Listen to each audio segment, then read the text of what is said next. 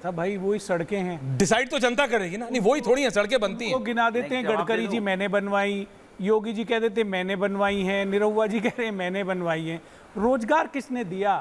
कितने लोगों को रोजगार? शहजाद आ रहा हूं आपके पास। कोई बताए भाई, अप्रैल महीने में 27 लाख लोगों की नौकरी गई हैं, जो 100 युवा हमारा बेरोजगार ये आपके पास डेटा कहां से आया सर? से 83 नागर साहब डेटा कहां से आया? अरे भाई साहब, ये सरकारी डेटा है। कोई भी 27 लाख नौकरियां गई एक महीने में, आपके पास डेटा है? में बिल्कुल, आप सर्च कर लीजिए, आपको आर्टिकल मिलेगा। एक तो ये गूगल बाबा से आगे निकलना पड़ेगा जिंदगी में।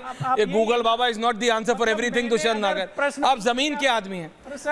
अभी आप कौन सा आर्टिकल डिबेट में कोई गलत बोला है? अच्छा नागर साहब, सड़कें बनाना काम नहीं है? नहीं, उसकी नहीं क्रेडिबिलिटी कौन लेगा भाई? सड़कें बनाने से रोजगार। Shahzad coming 30 second. Shahzad Gadkari 30 second. Yogi ji ने बनाई, निरहुआ जी ने बनाई। अरे एक आदमी तय कर ले, नीचे से सड़क सुनिए, कौन लेगा? विधायक, सांसद, मंत्री। गांव का प्रधान भी कहता है जी सड़क बना दी। कितनी सड़क बनी उसी की गणना कर लीजिए। पहले जो 4 लेन की होती थी वो 1 किलोमीटर गिनी जाती थी, अब उसको 4 किलोमीटर गिन रहे हैं। ये भारतीय जनता पार्टी का विकास है। नौकरियों की बात करें, वो पता लग जाएगा कितने दिन रह गए। 4 तारीख को पता लग जाएगा कि 1 लेन है कि 4 लेन है। आपने शहजाद कुछ कह रहे हैं। 1 लेन है कि 4 लेन है, पता लग जाएगा ना कि 1 को 4 बार गिन रहे हैं कि 4 को 1 बार गिन रहे हैं। शहजाद, जनता सब बता देगी। Shahzad with graphics please. Omkareshwar ji आ रहा हूं। देखिए, कम से कम दुष्यंत जी से ये अपेक्षा नहीं थी। देश में 2014 से पहले 90,000 किलोमीटर हाईवे के थे, आज 1,45,000 किलोमीटर हाईवे के। क्या 4 बार एक ही रास्ते को गिनकर ये हाईवे के किलोमीटर बढ़ेगी क्या? दूसरी बात, मैं तो कह रहा हूं कि बाकी सब छोड़ दो, आप इन मुद्दों पर वोट क्यों नहीं मांगते? आज आपसे केवल एक ही सवाल पूछो, राहुल गांधी क्या बोल रहे हैं? जुडिशियरी आदिवासी मुख्यमंत्री को नहीं छोड़ती है, नॉन आदिवासी मुख्यमंत्री को छोड़े। क्या उनको लगता है जुडिशियरी जो है इस प्रकार से भेदभाव करती है? एक्चुअली सवाल यह है कि आज वो केजरीवाल से खुद इतने त्रस्त हो चुके हैं। मैं तो पंजाब, चंडीगढ़ यहाँ पर हूँ, यहाँ पर कांग्रेस पार्टी के लोग केजरीवाल एंड कंपनी को गालियां दे रहे हैं। तो ना इनका अलायंस काम कर रहा है, ना इन्होंने खुद कुछ काम किया है। इसीलिए आज केवल और केवल इस प्रकार से तुष्टिकरण की राजनीति या गाली गलौज की राजनीति।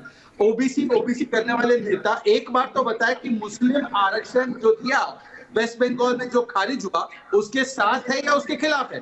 ममता दीदी ने बोला हम ऑर्डर को लागू नहीं होने देंगे। मतलब ओबीसी के खिलाफ बोल रही है। फैक्ट्स पे ही बात करेंगे। नहीं, आप फैक्ट्स पे बात नहीं। ओबीसी आरक्षण का हिसाब किताब आप ही थोड़ी बोलेंगे। पहले ओमकारेश्वर पांडे जी, कास्ट सेंसस तो होना चाहिए। नॉट ऑन एयर दुष्यंत नागर, कैमरा देखते ही मत बोला करो मेरे भाई। कैमरा देखा नहीं चालू। रिलैक्स बॉस, आपसे सवाल लिया, आपने बोला दादा, थैंक यू, हद मैंने कर दी। आ रहा हूं प्रोफेसर साहब, आ रहा हूं। शहजाद जी आ रहा हूं। ओमकारेश्वर पांडे जी भी बैठे। ओमकारेश्वर जी, देखिए 2019 में मैं आपको बता रहा हूं, ये जो बची हुई सीटें 115, इसमें से बीजेपी 77 जीती थी, कांग्रेस केवल 9 और अन्य 29। अगर मैं अन्य पूरी तरह से, जो कि अब बीजेपी के साथ नहीं है ओमकारेश्वर जी, और कांग्रेस को जोड़ लूं तब भी आधे से भी कम है। तो कैसे हर चरणबद्ध चरण, देखिए पहले 2 चरण में ऐसा समा बांधा गया ओमकारेश्वर जी की बीजेपी बिल्कुल समाप्त हो गई है, बीजेपी को बिल्कुल नुकसान है, बीजेपी को नुकसान है। उसके बाद उन्हें भी धीरे धीरे समझ आने लगा कि ये नैरेटिव टिक नहीं रहा। कब तक टिका लेंगे इस नैरेटिव को? 1 तारीख को एग्जिट पोल करेंगे, चलिए वो भी बोलेंगे कि नैरेटिव है। 4 तारीख, कितने दिन रह गए? कितने दिन? सब असलियत आ जाएगी सामने। सबसे मुश्किल चरण है ऐश्वर्या जी, ये सबसे मुश्किल चरण है एनडीए के लिए, क्योंकि इसी चरण में आप हरियाणा की 10 सीटों के लिए चुनाव हो रहा है, दिल्ली की 7 सीटों के लिए चुनाव हो रहा है। ये फैसला होना है कि अरविंद केजरीवाल को जेल भेजना ठीक फैसला था या वो बुमरैंग कर गया। हरियाणा के किसानों के लिए 200 किलोमीटर पे जो बाड़ लगाया था वो सही फैसला था या बुमरैंग कर गया। चूंकि जम्मू कश्मीर में भारतीय जनता पार्टी कश्मीर वैली में चुनाव नहीं लड़ रही है, शायद इसलिए कि अगर वैली में चुनाव लड़ती तो उसे पता चल जाता कि उसके फैसले के प्रति वहां के लोगों में कितना आदर है, भाव है, या उसको इनकार कर दिया, रिजेक्ट कर दिया। पंजाब इसी में है, पंजाब की महत्वपूर्ण सीटें, हिमाचल की महत्वपूर्ण सीटें। तो ये जो चरण है वो एनडीए के लिए बहुत से उनके सवालों का जवाब देने वाला, उनके जो फैसलों का टेस्ट वाला वो है। अग्निवीरों का भी यह इलाका है, जो अग्निवीर योजना उन्होंने चलाई, तो उसको युवा कितने पसंद कर रहे हैं, इन सभी राज्यों के युवा। ये भी देखना है कि इसका एनडीए के ऊपर उनको कितना भरोसा है या नहीं है। दूसरी बात कहना चाहता हूं, आने से पहले आपके डिस्कशन में मैंने अमित शाह जी का एक ट्वीट देखा है। आप बीजेपी फॉर इंडिया पे उस पर देख सकते हैं ट्वीट को, जिसमें अमित शाह जी पूछ रहे हैं इंडिया गठबंधन से कि आपके प्रधानमंत्री पद का उम्मीदवार कौन है। उन्होंने कई उम्मीदवारों के नाम लिए हैं कि क्या शरद पवार को बनाएंगे, क्या इनको बनाएंगे, क्या ऐसा लगता है अमित शाह जी को कि अब इंडिया गठबंधन के प्रधानमंत्री के नाम की बारी आ गई है? इसका मतलब वो कहीं ना कहीं एक्सेप्टेंस है कि अब हमारा नहीं, अब आप अपना बताओ भाई, हम तो चार्ज देने वाले हैं, आप कौन व्यक्ति चार्ज लेगा, ऐसा लग रहा है। आपने अरविंद केजरीवाल ने भी और सवाल पूछ लिए हैं। Omkareshwar ji, you are a senior journalist, आपने मेरे से ज्यादा रैलीज, आपने मेरे से ज्यादा लीडर्स को कवर किया है, मैं ये मानता हूं। आप एग्जैक्टली जानते हैं कि जब जनता से बात करनी होती है तो ऐसे सवाल पूछे जाते हैं, आप उसको ओवर इवैल्यूएट कर रहे हैं जैसे कई, या उसे ओवर एनालाइज कर रहे हैं जैसे कि लोग करते हैं। लेकिन मैं इस पे ज्यादा नहीं बोल रहा हूं। दीपक जी कुछ बोलना चाह रहे, फिर मैं आ रहा हूं। अनुराग जी, आपकी उंगली मुझे दिख रही है, सारा खेल ही उंगली का है, मैं आ रहा हूं आपके पास, रिलैक्स। मैं बोलूं? शहजाद जी आ रहा हूं, हाँ रिलैक्स रिलैक्स।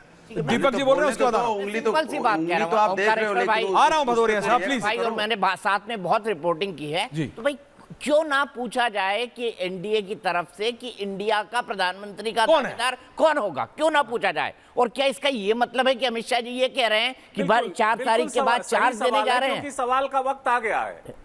इस सवाल का वक्त आपको लगता है आ गया है? ये हाँ, क्योंकि सवाल का वक्त आ गया है कि भाई 4 के बाद अगर आप जीत रहे हैं तो आपका प्रधानमंत्री पद का उम्मीदवार कौन होगा। बिल्कुल सही सवाल। 2 दौर बाकी है मोदी जी के सामने, कौन? ये अमित शाह जी क्यों नहीं पूछे? कहीं ये रियलाइजेशन है, कहीं ये रियलाइजेशन है कि अब चार्ज देने की बारी आ गई है।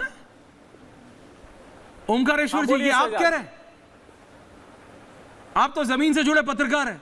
अनुराग भदौरिया बोले, दुष्यंत नागर बोले, जो बर्फ का गोला बनाते हुए कहते हैं कि 40 सीटें आएंगी, कह रहा हूं, आप कह रहे हैं, इसलिए कह रहा हूं। हाँ बोलिए, क्योंकि सर मैं आपसे सवाल करूंगा।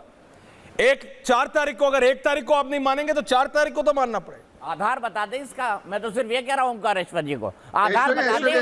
3 से coming Shahzad, give him 10 seconds, coming back to इसी पे प्रासंगिक है, इसी पे गिव हिम 10 सेकंड्स, वापस आ रहा हूं आपके पास। ओमकारेश्वर जी बताइए ना, आधार बताइए। आधार ये है कि देश में जो चारों तरफ माहौल दिखाई दे रहा है, जब आप हरियाणा में देखते हैं कि यहां तक कि मुख्यमंत्री स्तर के नेता जब हरियाणा में फाइट है, विरोध हो रहा है, हरियाणा में फाइट है, इंडिया गठबंधन, हरियाणा में फाइट है, गठबंधन के लोगों की सभाओं में हरियाणा में फाइट है, टक्कर की फाइट है हरियाणा में। खट्टर को अगर हटाना था तो पहले हटाना था, जबरदस्त फाइट है, आखिरी मिनट पे हटा के